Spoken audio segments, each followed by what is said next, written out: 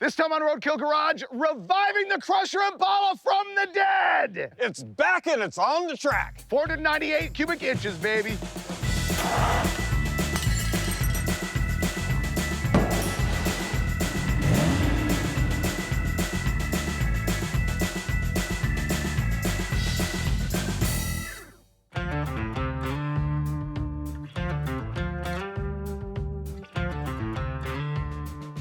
The Crusher Impala here has been through the ringer on Roadkill. We initially put that blown big block in it for an episode with the guys from Mighty Car Mods, and yes, it had a one-legger and no alternator and all this other kind of stuff. Subsequently, we've had the thing on Roadkill. Remember the episode where we did the shootout against the Rotson? And this thing actually did little wheelies off the line. It was amazing. I think it ran 1170 in the quarter mile. And then we had the thing on Roadkill Garage where we did the gnarliest ever burnouts for distance with no brake drag, just full-on power. Now, here's the really bad news about it. All the Roadkill cars, once we're done with episodes, they end up going into long-term storage. And our old storage lot was outside. And we had the engine on this thing covered, but the cover dried out or blew off or who knows what. But the big block got all full of water.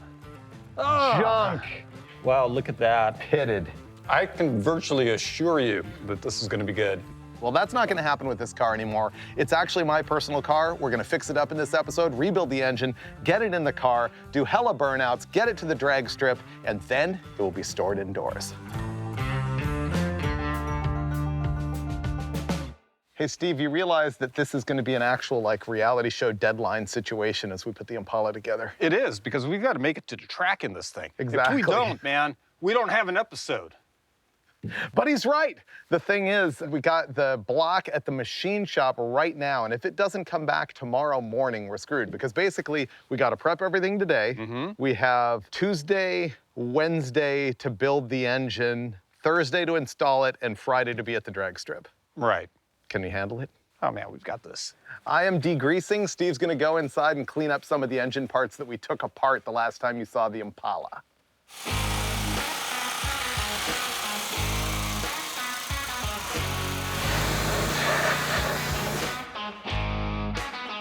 So I gave Freiburger the really dirty job of cleaning the engine compartment on the Crusher Impala. Meanwhile, I'm going to be in here cleaning up all the parts. In theory, I'm going to have stuff like the crankshaft, the oil pan, the front cover, the water pump, and I want to fill in the manufacturer's logo here at the end of the cylinder head, and then I'll paint them red, and we'll have just the look we're after.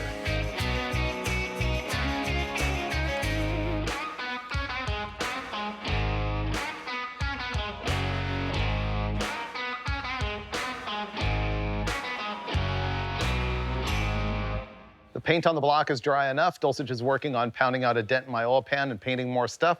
I'm gonna start gapping the rings. What that means is putting the piston ring in the cylinder and setting the gap between the ends of the ring itself. You have to have a gap there because as the engine gets hotter, the ring expands and this part gets tighter and tighter, and you don't want them to touch because if those two ends touch, the whole ring will buckle and usually break the piston. So for this supercharged big block with a 4.32-inch bore, we're gonna put the ring end gap way bigger than we used to in the old days. We're gonna do 32 thousandths on the top ring and 35 thousandths on the second ring. Now, to do that, what I'm gonna do is press the ring in the bore just like that, then rotate it in, and then I need to make it square in the bore, and since my SRP piston has a flat top on it, I can use the piston itself to push this down and get it perfectly square, just like that. And then I'm gonna take your regular old feeler gauge, and I've got my 32 thousandths blade right there, and I'm gonna stick that blade in between the ends of the piston ring. Now this one is still way too tight, so I'm gonna have to grind on it some more. In the old days, we would go in there with like a diamond file and sit here and hand file the ends of the rings until we got it just right. And that was safer because you'd only take a little bit at a time. However, with this total seal machine, you can actually go hog wild and take off a lot of material, so you gotta be careful. But this thing is the trick, easy way to get ring end gapping done quickly. What I'm gonna do is stick the ring in this fixture, and it's got a stop right here, which I have set to make sure that the end gap is perfectly parallel once it goes in the cylinder.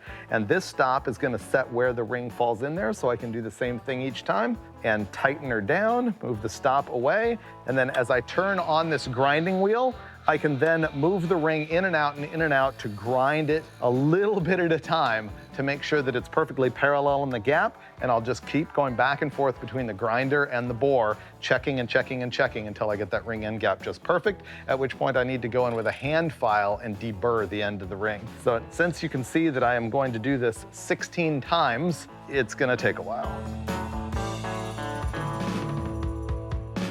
Here's something you'll find once in a while, especially when you're reusing parts off an engine that has been in the car before. This oil pan has got a pretty big dent right here. I don't know what it hit. I really don't want to leave it like that, even though it'll probably run just fine. I'm gonna hammer that out. I'm not gonna use anything special, just a big maul and this piece of 2x4, and I'll just give it a few whacks with these tools, and I'll get it just about perfect.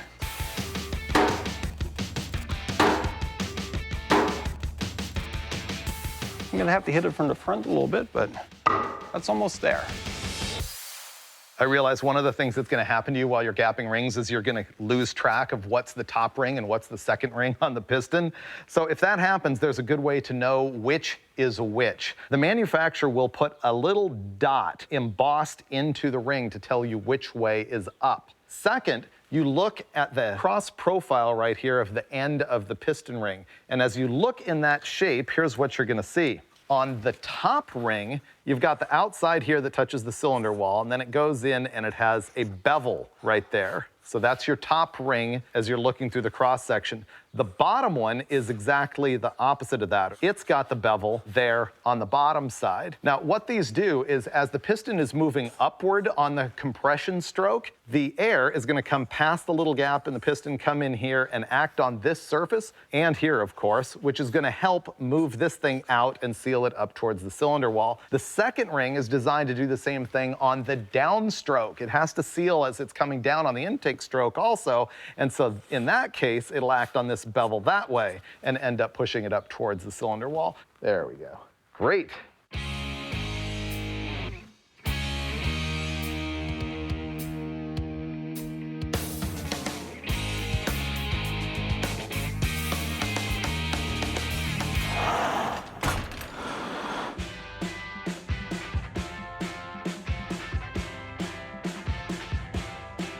Steve got tired of watching paint dry, so he's helping me set the main bearing clearance. Here's what's going on. I've got all the bearings in the block. We've installed and torqued these 3 caps. Steve went over to the crankshaft and measured the crankshaft main journals with a micrometer. We very, very lightly and carefully locked it into the vise right here, and then took the dial bore gauge and set the dial bore gauge to 0 at exactly the size of the main bearing on the crank, or the main journal on the crankshaft. So now, once we put the dial bore gauge in the bearing right here, it will tell us how much clearance there is, which is basically the difference between the size of the journal on the crankshaft and the size of the diameter of the bearing, right? Right. I'm gonna write on the caps what we've got on each one. This is about 2.3. 3, that one's tight. So that's 23 ten-thousandths of an inch. It's 0.0023. This one is about 2.8. Okay, 2.8. 2.8. I'm okay with 28 and 28. Yeah, that's fine.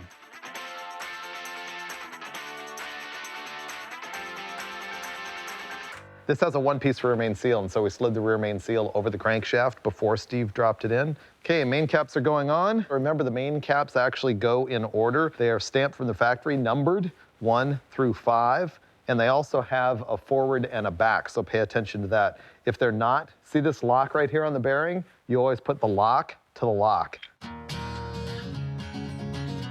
Here's another really important thing. Notice how there is an O-ring in the block right here where the oil pressure comes through the cap from the pump.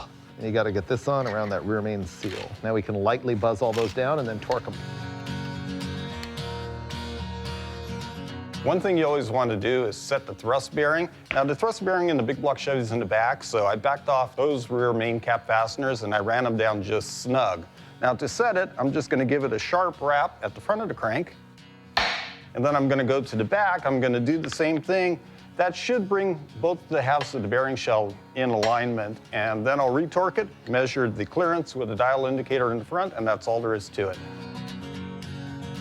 I've got the dial indicator rigged to the nose of the crankshaft, and I've got it zeroed. The only thing you have to do from there is lever the crank forward and back, and I've got 5.5 thousandths end play. That's perfect.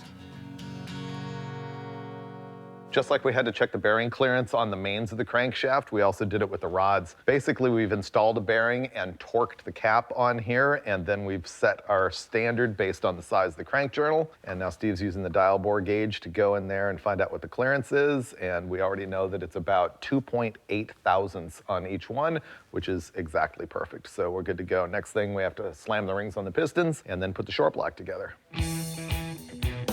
Here's something I wanted to show you about connecting rod bearings. You'll notice on aftermarket crankshafts, there are fillets or a radius right here at the cheek of each side of the journal where it rolls up into the counterweight. Now, the thing about those is that you do need narrowed bearings like this. This is a Clevite bearing, and if you see N in the part number, it means that it's been narrowed. See how it doesn't quite reach the end of the cap right here? And because of that, these are marked upper and lower. The upper goes into the rod, the lower goes into the cap. You can see that that bearing goes right there and fits up against that radius without interfering with anything. If I take this bearing that goes all the way out to the side and shove it up against this radius, I can actually feel that it's dragging in there, and that will spin a bearing if you don't get those on the right way. So make sure you get that right. Much like we check the clearance in the bearings, we also check the piston to wall clearance. Now, to do that, I used a micrometer to measure the piston skirt, and then we use that to set the dial bore gauge. And now, the last step is just going to be taking a measurement here of the clearance, and I've got 4.7 thousandths clearance. That's really good for a blown motor with a forged piston. I'm gonna go ahead and check all the rest of them. If they all turn out the same, I'm a happy guy.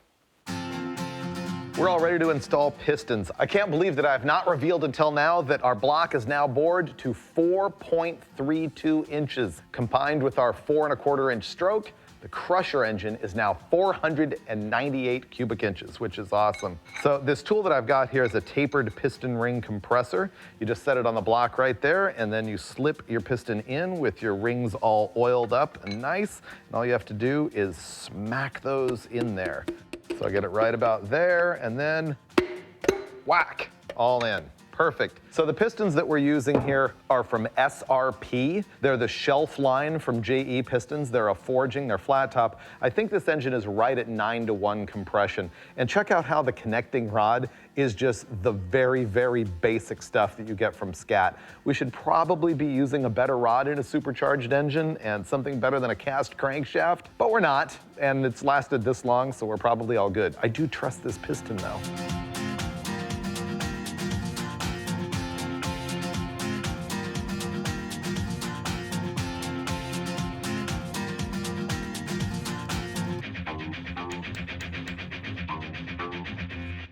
Here's where I'm gonna shaft myself. I've always said that I like the Crusher engine combination exactly like it is, but I couldn't stop myself from a little bit of bigger, badder, faster, louder, and so the camshaft is gonna change a bit.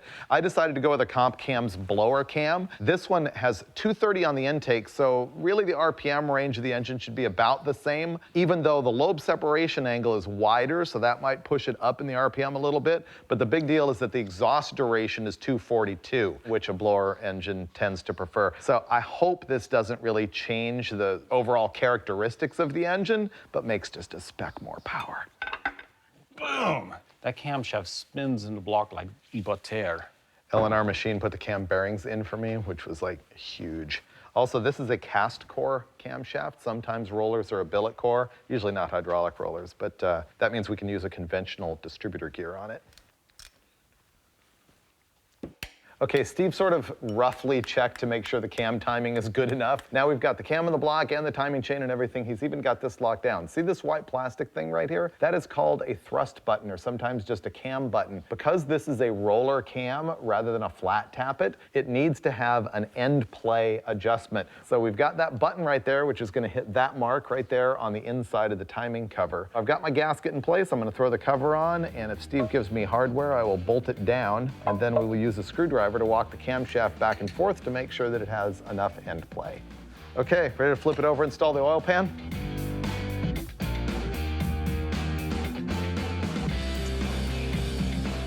These one-piece gaskets with the steel core, the greatest. Okay, Steve, I'm liking it. Ready for pan.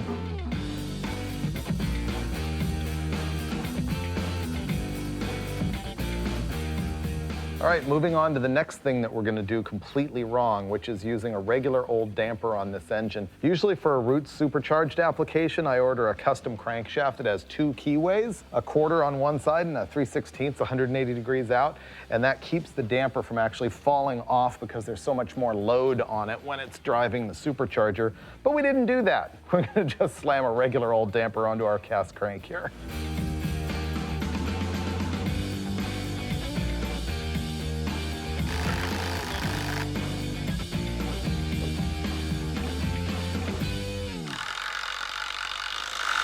Here's another area where I couldn't leave well enough alone, the cylinder heads. So the original heads on the Crusher engine were these Holley Systemax oval ports, but as you can see, they got really rusty in the disaster with this engine. And so my options were send them out to a machine shop, get them all valve job, get them fixed, or get new ones. Here's why I chose to get new ones. You can see by looking at these that they're what's called an oval port design. The problem is the manifolds for Roots superchargers are all, as far as I know, rectangle port designs. So the port in the intake manifold is as big as this rectangle. You can see it's way smaller than that. Look at that. There's a port mismatch by that much, and it's in the direction of airflow. And so it is just a disaster. So I wanted to switch up to a rectangle port. Here's what I chose. This is a Brodix Race Right head. It's their budget line that uses all stock components. This is a 294cc rectangle port head. So really a small head for a 500 cubic inch engine, or 498. But they were affordable, and that's what I got. But let me show you the other reason that I chose them as I turn both of these cylinder heads around to the exhaust side. So one of the things that is very common on aftermarket cylinder heads, not just for big block Chevys, but for all sorts of engines, is to raise the exhaust port. They will actually take the whole port and lift it up by about 1/2 inch to improve exhaust flow. The problem is that tends to give a lot of problems with header clearance and things like that, and I knew that the Systemax heads did not have a raised port because they were designed as a stock replacement part. The Brodix Race Right also does not have a raised port. So that's why I picked it, hopefully giving me no difficulty in installing it in the car. The only potential pitfall could be if the rocker stand height is different from head to head, and if I end up having to have different push rod length. We'll see. It's an exciting moment when you get to install cylinder heads. Feels like you're accomplishing something. So one of the things that you need to pay attention to when you're working with these big block Chevys is that if you've got a Gen 5 or 6 block, like I do right here, a Gen 5, it doesn't always work with head gaskets off the older Mark IV blocks. They've got these water passages in different places, and honestly, I don't know the exact details, but I know it can be a disaster. There are gaskets that are specified that will work for putting Mark IV heads onto Gen 5 and 6 blocks. Here's another thing about installing heads. You gotta have these dowels in place, which on a big block Chevy are like these whole circular spacer looking things, because those actually locate the head and the gasket, and then the head bolts only clamp them down. Speaking of head bolts, one thing you have to really pay attention to when you're getting aftermarket heads for any engine is that they often take bolts that are non-stock length. Usually the manufacturer will list a specific ARP bolt manufacturer part number to use their head, and so I've gotten a set of bolts here, and I think it'll be okay. So I'm ready to bolt this Brodix head on. There we go.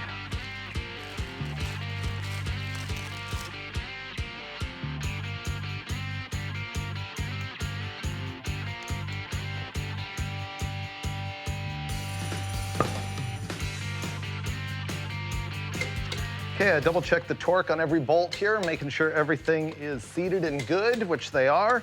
So the cylinder heads are officially on. Next up, I'm gonna start installing lifters. And actually, there are some engines where you cannot get a tall hydraulic roller lifter into the block with the cylinder head installed. But in this case, it is no problem whatsoever. So I'm gonna inspect every roller, clean them up, lube them, install them. Then we'll move on to push rods, rocker arms, poly locks, and only then will we have the glorious blower intake manifold.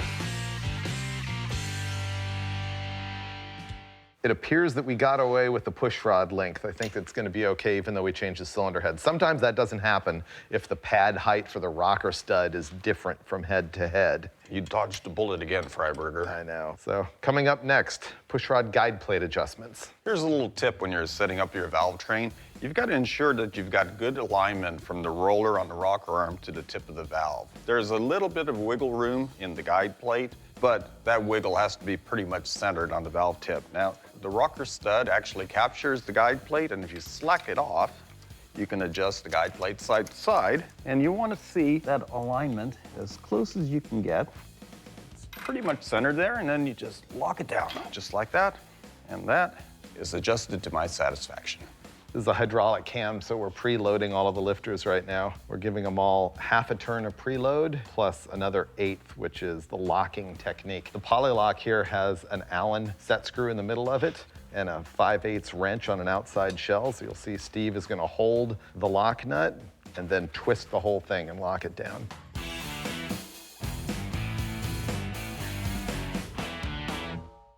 Time to test fit our Wyand supercharger intake manifold. Hopefully the port alignment is way better than it was with those oval port heads. And the end gaps are good. Ooh, they're pretty tall. Gonna need a lot of silicone right there, maybe even a cork. How's the port alignment though? Oh wow, way better. This is gonna make more power. Faux show.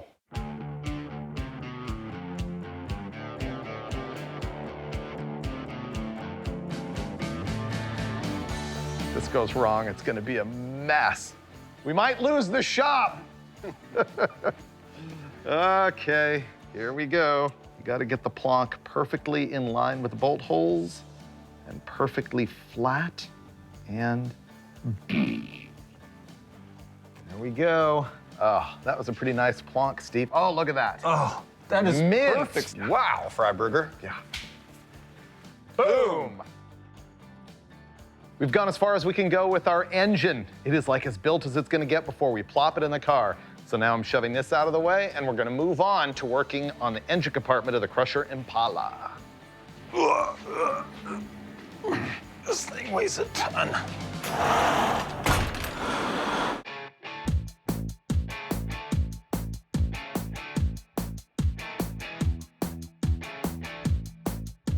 Next thing I'm gonna do is start cleaning up the engine compartment. I've got no aspirations for like painting it and making it show quality and stuff. However, I hate the messiness of it. I need to get rid of the whole air conditioning box. I would like to neaten the wiring. I'm not sure I'm gonna have time to completely dial that in. Steve, did you want to save this AC? Like use it in your Pontiac or something? I considered it, but my Pontiac already has it. Oh, dude, are you kidding me? What? I wanted to save you the trouble of having that sitting around for a decade. Dude, I feel those are destructive right now. super rare Chevy vintage air conditioning parts. Give me the Sawzall. Normally I don't like ruining things for no reason, but I had to save Steve from himself because he would have spent 3 hours carefully removing this, and then it would have sat outside in his backyard for 30 years while he considered installing it in his Pontiac. Okay. It's like archaeology. Is this the condenser? No, that's the evaporator. Evaporator, right.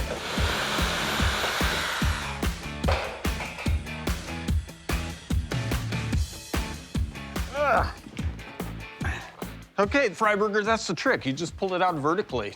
I have no expectation of getting new upholstery that matches the car at all, but it doesn't matter. Thing's disgusting.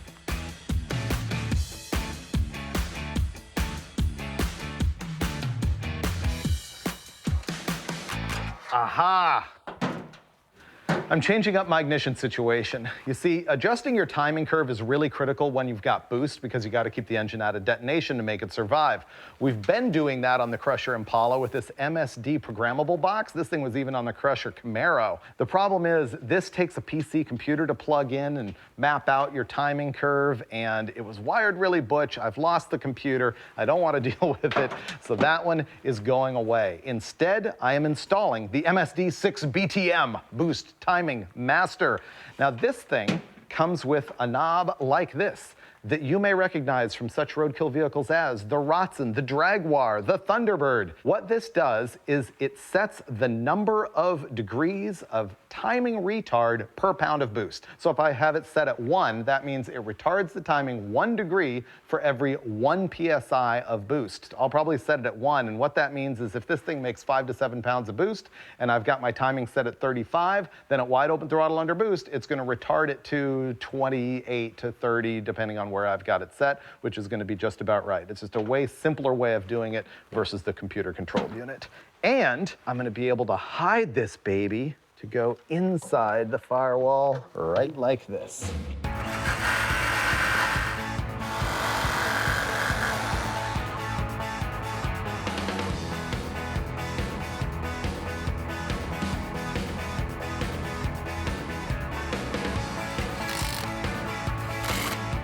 All right, we're gonna mate this engine to this transmission and drop that junk in the car.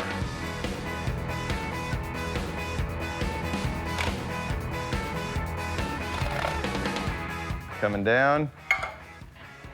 Okay, stop. Lower it right there. Stop. Okay, we have to sort out the headers now. Okay. There you go. Okay, down slow. Stop. Woo! 2 in by 4 threads.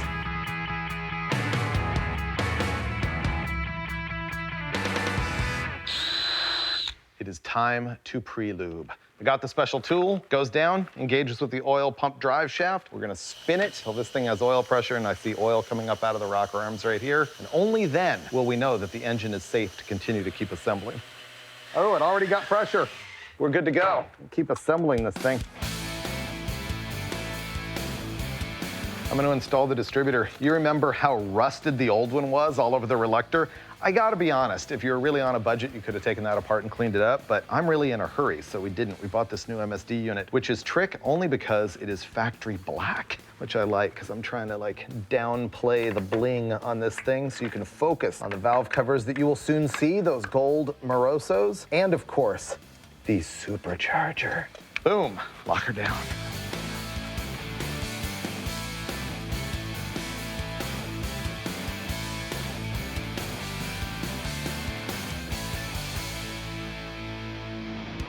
All right, kids, you know what time it is? It's blower time! Woo-hoo! Yeah!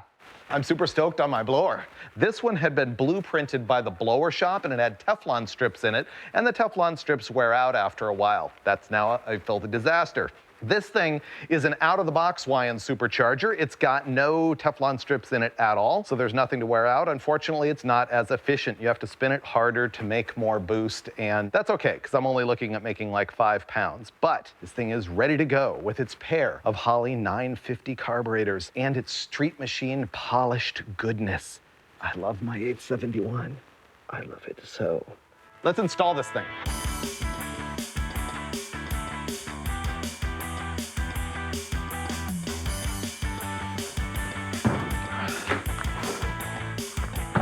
Okay, hold on. All right. And wait, I can't see my bolt. I'm right on it there. Yep.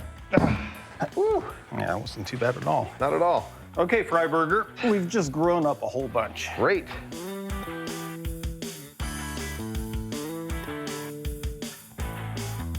Now I'm going belt. Blower's not a blower until it has a belt. Did you know most of that cool whining noise is from the belt?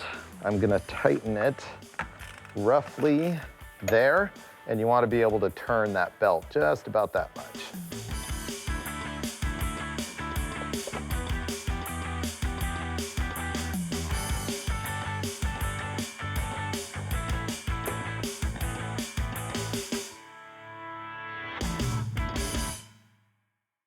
Next on our list is to drain all of the old gasoline out of the tank. It's been sitting for like, I don't know, 2 years or something like that, and I just don't want to run old dead gas on the blower engine. So, ready for me to turn on the fuel pump?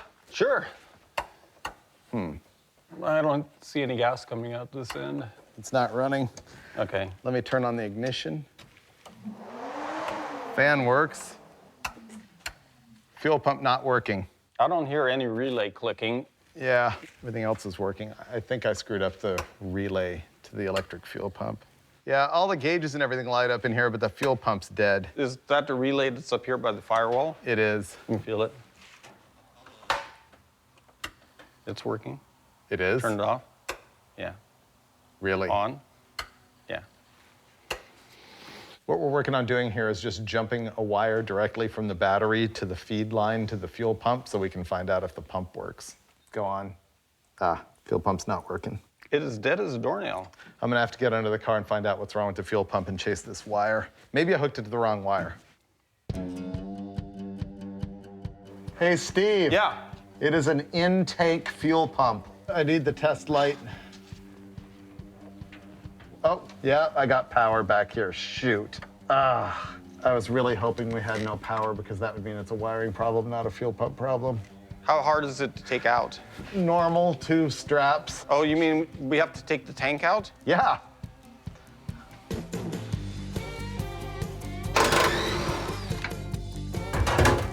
There is no fuel in this at all. No.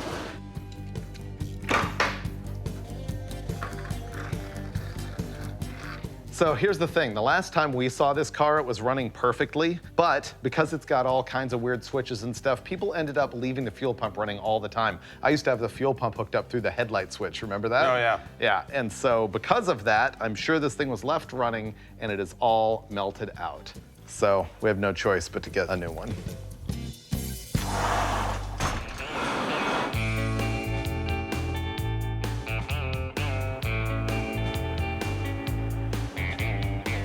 So the fuel pump was burned out. That kind of slowed us down a little bit, but I've got the new one in there. It's all wired up and plumbed, and the only thing left to do really is pour some gas in here and hope that the tank doesn't leak.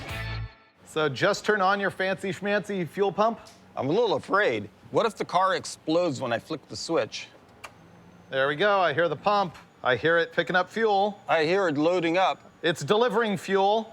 You gonna try and start it? Sure. No spark, right? Seems like there's no spark. That battery sounds dead though. Less than 9 volts in MSD usually won't fire. Let's check this. It's 11.9 and crank it.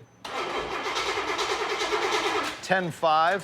Let me look at the MSD box, see if it lights up. It's got power to the box. Is the distributor plugged in? I don't know, I was gonna check. No! What? Rats. Oh, you're kidding. They ate through the connector. Look. Oh, and they had to chew them like right up close to it where you can barely get a connector on it. Oh, it's gonna be a butcher repair at this point. That's stupid. I'm physically ill over these rats. I need a cat. That would fix it.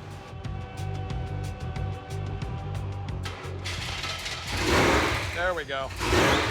That's what I like. New engine, come to life.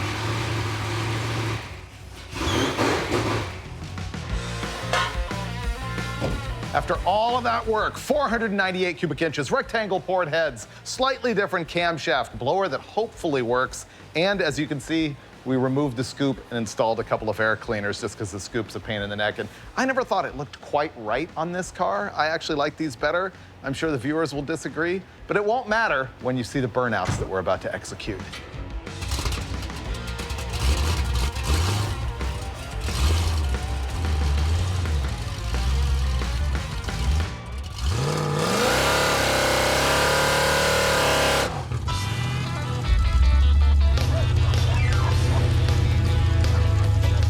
Vital signs look good. Oil pressure. Ooh. So far, so good, yeah. Water temperature is 200. Is it coming down? Did you have the fan on? Yeah, fan's on. It's 190. Yeah, it's coming down. This is our best riding car on this road by a lot. Oh, I know, the B-body Chevy is just the best. Not to mention the added weight of the blower just adds to the ride quality. Oh, it does.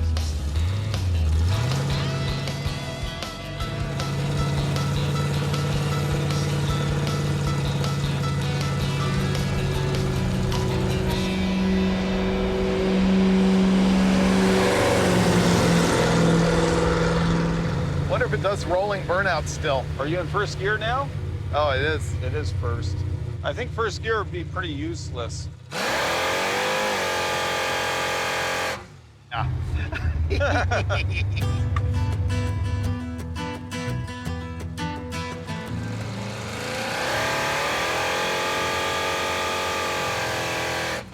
Don't hit a pole. That's third gear. You can't. Wow, that was third gear? That was third gear. I was too busy looking at the pole to realize what, I was looking at the gauge, and Yeah? I was like steering. Then I glanced out, I realized I need to be driving this thing still. Wow.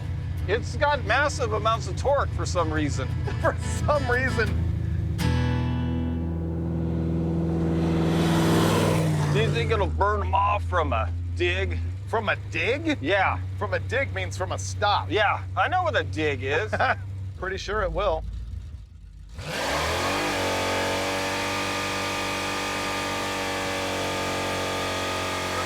Oh, man. That is the greatest scary. burnout machine known to man. That is scary from here. I'm sure that was terrifying from the passenger seat. Oh, it was, yeah. Because it just wags. It's because the road is Well, I crowned. saw that huge haystack. Yeah. I was like, man, that straw is like hitting a brick wall. I figured if I aimed for the haystack, I would miss it. You did. Yeah. Okay, I think we're drag strip ready. How about you? This car has ludicrous power.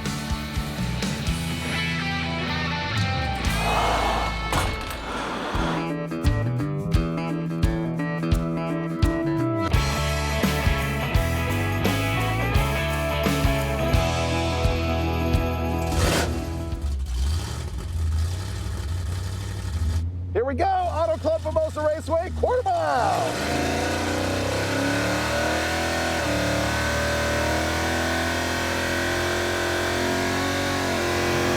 All right, Freiburger did a great job on the line, getting some heat in the tires. We've got over 2 tons of Chevy here, but we've got a ton of horsepower. This is all gonna happen on the starting line.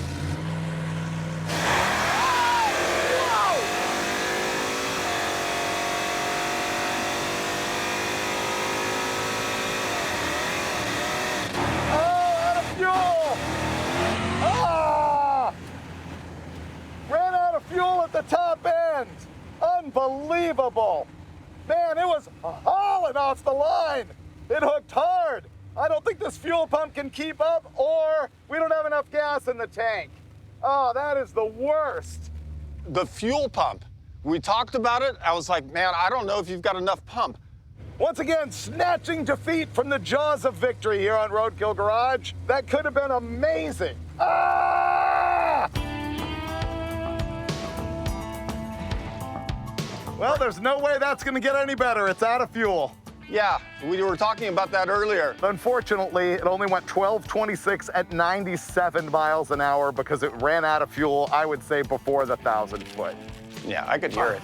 Well, we could put more gas in the tank. Let's throw more gas in it. Like, we have to do that super quick.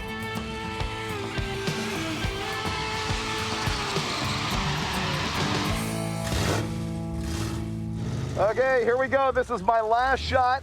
We've got the tank full of gas. If this doesn't work, nothing will.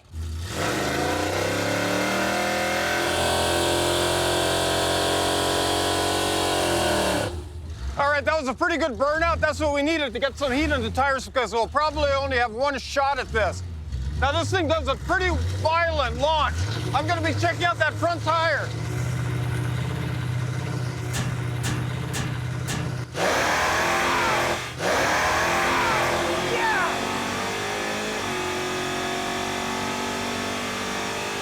So far, so good. Yes! Made it all the way. Woohoo! Oh man, I hope that ran good. What does it say? Slow, 1210, 110 miles an hour. Ah! Here's the best possible news.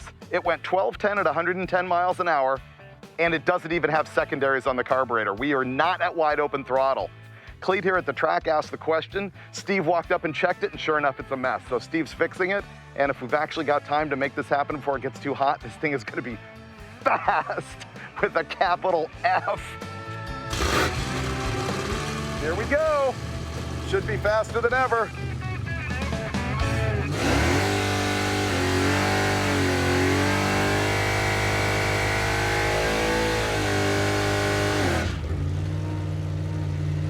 Okay, we're lining up for another pass, and this time we actually have a hope of a better time. He adjusted the throttle linkage. He's rolling into the beans, and this may be the best yet.